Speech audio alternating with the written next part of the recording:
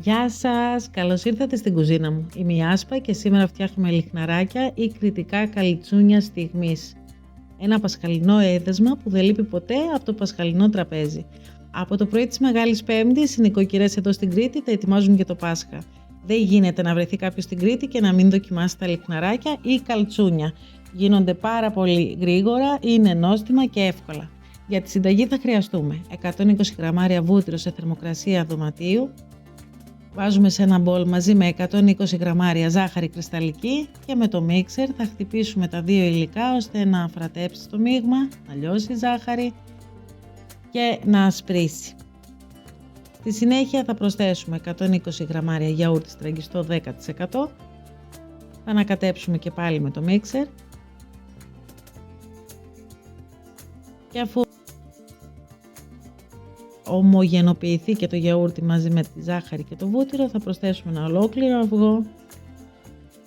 Θα ξαναχτυπήσουμε να ενσωματωθεί και αυτό στο αρχικό μείγμα και στην πορεία θα βάλουμε το αλεύρι μας, το οποίο είναι 370-400 γραμμάρια αλεύρι μαλακό για όλες τις χρήσεις, μαζί με 5 γραμμάρια baking powder, ένα κουταλάκι δηλαδή του γλυκού. Το αλεύρι είναι ανάλογα τη σύσταση και την απορροφητικότητά του. Μπορεί να σας χρειαστεί λίγο παραπάνω, λίγο λιγότερο. Στην αρχή ανακατεύουμε τα υλικά μας με τη σπάτουλα, στην πορεία θα ζυμώσουμε με τα χέρια μας. Θα δούμε ότι στο τέλος έχουμε μια πολύ αφράτη και νόστιμη ζύμη, η οποία δεν κολλάει στα χέρια μας και δεν αφήνει και υπολείμματα ζύμη στα χέρια μας. Είναι πάρα πολύ ελαστική.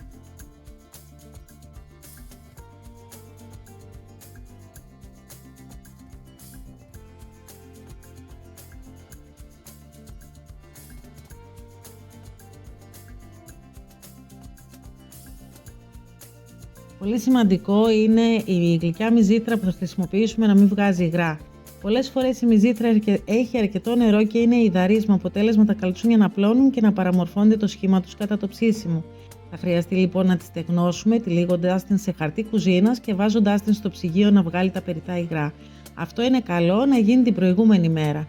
Για τη συνταγή χρησιμοποιούμε 500 γραμμάρια μυζήθρα, ένα αυγό, μισό κουταλάκι του γλυκού κανέλα, σείσμα μισού λεμονιού και 100 γραμμάρια ζάχαρη κρυσταλλική. Με ένα πυρούνι ή με το μίξερ ή με το εργαλείο του πουρέ θα πατήσουμε όλα τα υλικά μαζί ώστε να έχουμε στο τέλος ένα ωραίο και αφράτο μείγμα για τη γέμισή μας. Θα πάρουμε κομμάτια ζύμης, θα λευρώσουμε τον πάγκο μας, θα στρώσουμε τη ζύμη και με τον πλάστη θα ανοίξουμε σε ένα φύλλο. Στην πορεία θα πάρουμε ένα κουπάτι, ένα καπάκι, ό,τι μας βολεύει εμάς, ένα ποτήρι. Το καπάκι από το μούλτι κάνει επίσης περίπου 9 με 10 cm και θα κόψουμε σε κομμάτια.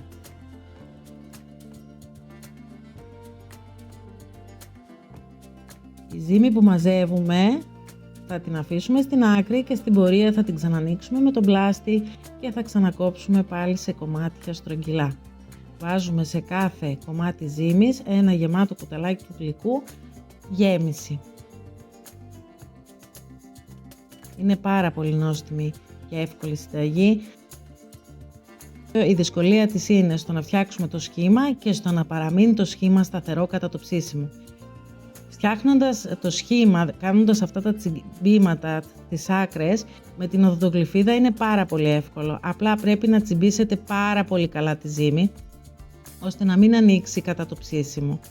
Επίσης ένα άλλο μυστικό είναι ότι δεν τα ψήνουμε έτσι κατευθείαν, τα βάζουμε, αφού τα ετοιμάσουμε όλα μαζί, τα βάζουμε πρώτα στο ψυγείο για μία ώρα ή και παραπάνω να σφίξει καλά το βούτυρο, έτσι ώστε να μην χάσουν το αρχικό τους σχήμα. Τοποθετούμε τα λιχναράκια μας σε ταψί στρωμένο με λαδόκολλα. Συνεχίζουμε με την υπόλοιπη ζύμη, ξανανοίγουμε φύλλο, κόβουμε πάλι σε στρογγυλά κομμάτια, θα ξαναβάλουμε τη γέμιση.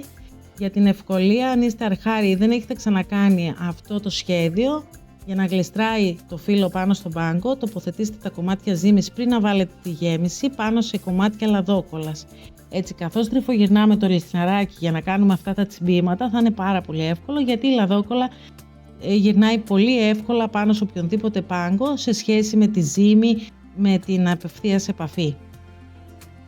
Αυτό, όπως θα δείτε και σε προηγούμενο βίντεο που έχω πάλι με τα λιχναράκια που έκανα πέρυσι, αυτό το κόλπο με την οδοντοκλυφίδα είναι πάρα πολύ έξυπνο και μπορούν να το κάνουν όλοι, αρχάροι και έμπειροι στην κουζίνα. Το μυστικό είναι να ξανατσιμπήσουμε καλά τις άκρες, ώστε να είμαστε σίγουροι ότι έχει κλείσει καλά η ζύμη και δεν θα ανοίξει για να παραμορφωθεί.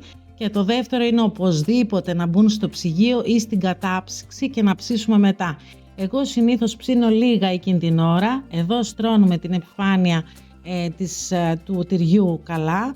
Εγώ ψήνω λίγα εκείνη την ώρα, τα οποία έχω αφήσει στο ψυγείο, αλλά συνήθως προτιμώ να τα ψήνω κατεψυγμένα. Δεν μου χαλάει το σχήμα τους.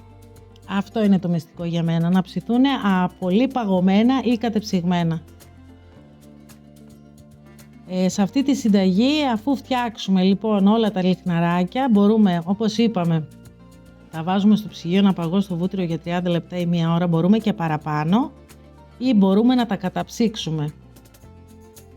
Όταν τα καταψύξουμε, θα βάλουμε ανάμεσα κομμάτια λαδόκολλας και θα τα ψήσουμε χωρίς να ξεπαγώσουμε, αφού βάλουμε από πάνω αυγό αλιμένο με νερό και κανέλα στους 180 βαθμούς κατευθείαν κατεψυγμένα.